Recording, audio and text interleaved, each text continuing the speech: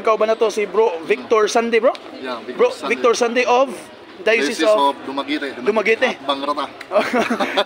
Basin og puhon makalaag mi dito, bro. Puhon. Kanang bro,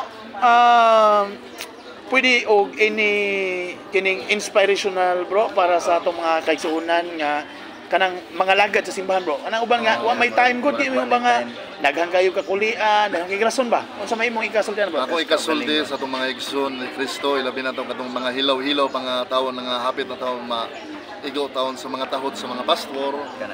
Hinumdumi nga ang tawo nga inyong nakita karon nga barog diri atubangan. Gikan sa Negros, Visayas. Hinumdumi nga walay tiil na abot dinhi sa Luzon. Hinumdumi ninyo nga matod pa sa Biblia nagingon dito nga bulahan katong mga tiil nga nitadlas ngadto sa kabukiran kay sila mga bulahan. Apan hinumdumi nga ang usa ka tawo nga walay tiil nga nakabot man gani dinhi bisag walay tiil. So padayon ra punta sa atuang panginabuhi sa matag adlaw bilang sulugon ni Kristo. Kay bisan kita wala ko'y tiil, wala ko'y nilakaw ko paingon dinhi. May nagani mga message po sa kong cellphone nga yatin is Victor, wa man ni tiil pero nakaabot og Luzon. Wala gingon way tiil pero salagan. Nakaabot jud siya aning kuan, aning laing-laing lugar. Kay ang gahom sa Ginoo ug ang himaya pod sa Ginoo mo'y nagdala nako dinhi ug ang akong presensya dapat nagpresent po dinhi niya atong National Convention mga igsoon ko no Kristo. So bisan ning nani sa kalisod ug kapait padayon ra punta kay dili lalim man ang samtang buhay pata kay kini kinabuya do na man sa price puhon sa umaabot nga panahon. Hinumdumi nga kanang price dili na sa butang kung dili mas labaw pa sa butang. Himayaanon. Amen. Amen. So kana siyang butangan na siya nga price puhon sa sakripisyo sa kapaitan. Hinumdumi si Kristo niya sa kalibutan naglakaw-lakaw pa sa dili sa kalibutan.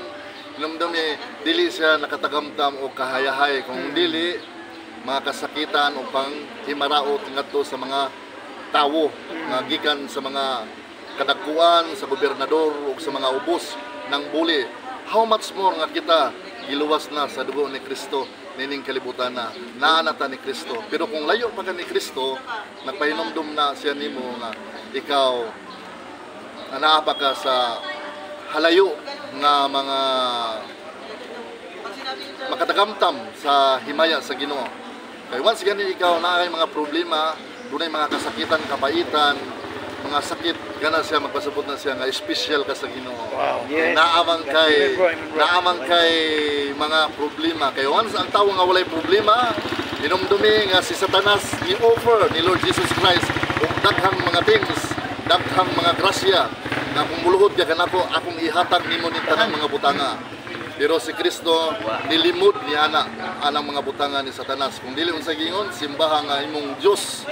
Kung dili ang kapaitan o kasakitan mo ato ang pagduol ngadto sa Dios. Mo nang haduol ka sa Ginoo kung aduna kay mga problema, kasakitan o kapaitan. Hinumdumi nga ang kasakitan ng mga problema kana siya grasya na siya nga dako kayong ganti sa umaabot nga panahon. Kaya ang kamatayon dili siya katapusan kung dili pultahan ngadto sa kadaugan. Amen. Salamat kay bro. Thank you bro. Pangalan Victor. Thank you bro. Victor no. Isang Wala sa may soon, bro Victor. Diocese Dumaguete. Wala tiil pero niabot aron sa pagsangyaw sa kamaturan. God bless. Bro Max, oh? Save the icon. Save the icon.